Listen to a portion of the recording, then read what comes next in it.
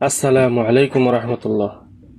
অষ্টম শ্রেণী গণিত অনুশীলনী 3-এর 15 নম্বর প্রশ্ন নিয়ে আলোচনা করব ইনশাআল্লাহ।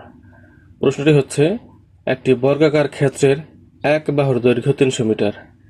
একটি বর্গাকার ক্ষেত্রের এক বাহুর দৈর্ঘ্য 300 মিটার এবং বাইরে চারদিকে 4 মিটার চওড়া একটি রাস্তা আছে।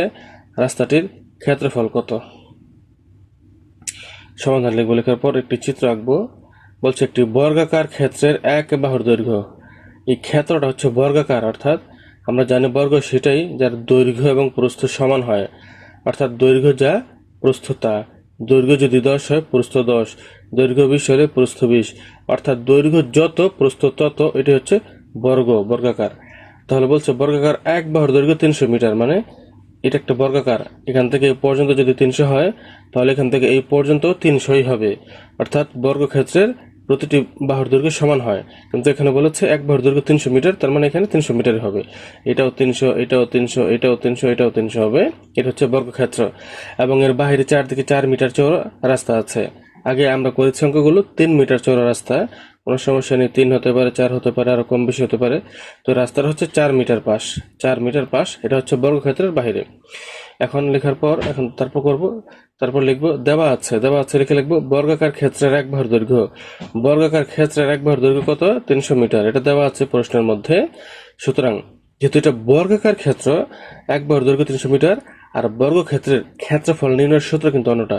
যেহেতু আমরা আগে আয়তকার ক্ষেত্রের ক্ষেত্রফলের সূত্র জেনেছিলাম দৈর্ঘ্য গুণ প্রস্থ, অর্থাৎ যে কোনো আয়তকার চিত্রের জন্য ক্ষেত্রফল বের করতে হলে দৈর্ঘ্য গুণ প্রস্থ লাগবে। কিন্তু চিত্রটি যদি বর্গাকার হয় তাহলে সে আয়তকারের সূত্র দিয়ে হবে না, এটা অন্য সূত্র লাগবে।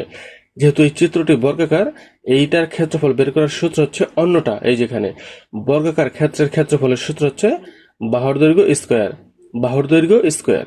এটা হচ্ছে আমাদের মনে রাখতে হবে, বাহুর দৈর্ঘ্য স্কোয়ার মানে এক বাহুর দৈর্ঘ্য স্কোয়ার। এবার বাহুর দৈর্ঘ্য কত দেওয়া আছে? 300 মিটার। বাহুর দৈর্ঘ্যের জায়গায় 300 লিখবো, স্কোয়ার থাকবে। 300 স্কোয়ার দিলে কত হয়? 90,000 বর্গমিটার। 90,000 বর্গমিটার। তাহলে এই বর্গাকার ক্ষেত্রের ক্ষেত্রফল কত পেলাম? 90,000 বর্গমিটার। যেহেতু বর্গাকার ক্ষেত্রের বাইরে চারদিকে 4 মিটার চওড়া একটি রাস্তা আছে, সুতরাং এবার রাস্তা সহকারে বর্গাকার ক্ষেত্রটির এক বাহুর দৈর্ঘ্য। বর্গাকার ক্ষেত্রের আগে মানে শুরুতে কত ছিল? 300 মিটার। 300 মিটার হচ্ছে এক বাহুর দৈর্ঘ্য। কিন্তু যখন রাস্তা সহকারে ধরবো, রাস্তা সহ বর্গাকার ক্ষেত্রটির এক বাহুর দৈর্ঘ্য কত হবে? 300-র সাথে 8 যোগ হবে। 8 কেন যোগ? এটা হচ্ছে 300, এখান থেকে এই পর্যন্ত 300। কিন্তু যখন রাস্তা সহকারে দৈর্ঘ্য ধরবো, এখান থেকে এই পর্যন্ত হচ্ছে 4 মিটার, আবার এখান থেকে এই পর্যন্ত হচ্ছে 4 মিটার, তাহলে 4 4 8। এই 300-র সাথে 8 যোগ হবে। 300-র সাথে 8 যোগ হলো মিটার। এবার 300-র সাথে 8 যোগ দিলে কত হয়? 308 মিটার। এই 308 হচ্ছে রাস্তা সহকারে দৈর্ঘ্য। তাহলে সুতরাং রাস্তা সহ বর্গাকার ক্ষেত্রটির ক্ষেত্রফল হবে রাস্তা সহকারে বাহুর দৈর্ঘ্য স্কোয়ার দিয়ে 308 লিখবো, 308 স্কোয়ার, তাহলে বর্গমিটার। এবার 308 স্কোয়ার দিলে কত হয়? 94,864 বর্গমিটার। এটা হচ্ছে রাস্তা সহকারে ক্ষেত্রটির ক্ষেত্রফল। এবার লিখবো সুতরাং রাস্তাটির ক্ষেত্রফল। এই যে দুটো ক্ষেত্রফল পেলাম, এটা একটা ক্ষেত্রফল, 94,864 একটা ক্ষেত্রফল, আর হচ্ছে 90,000 এটা একটা ক্ষেত্রফল। এই দুটো ক্ষেত্রফল বিয়োগ করব। এবার 94,864 লিখে 90,000 দিয়ে বিয়োগ করলাম। বিয়োগ দিলে কত হয়?